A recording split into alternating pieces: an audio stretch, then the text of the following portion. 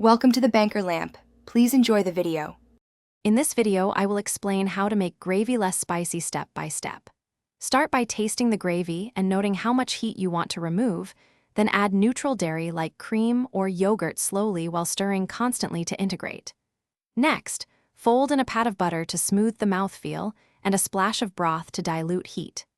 Finally, taste and balance with a pinch of sugar if needed before serving. Start by choosing the right dairy and fats to calm spice without losing body.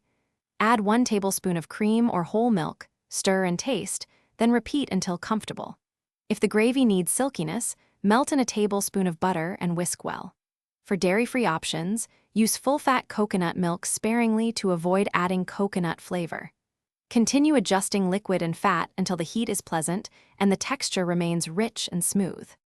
If you're finding this helpful, please subscribe and like for more kitchen tips and quick fixes. Quick recommendation: socks life's too short for cheap socks. Go darn tough with a lifetime warranty as a small celebratory treat after you perfect your gravy.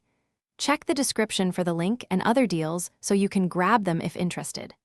Thanks for watching and supporting us. Now let's get back to the video. Balancing flavors helps reduce perceived spiciness while keeping gravy delicious. Start with a very small pinch of sugar or a drop of maple syrup, stir and taste to avoid sweetness overload.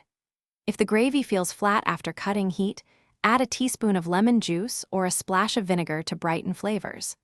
Always simmer the gravy briefly after changes so ingredients meld and spice disperses evenly, then taste and adjust one final time.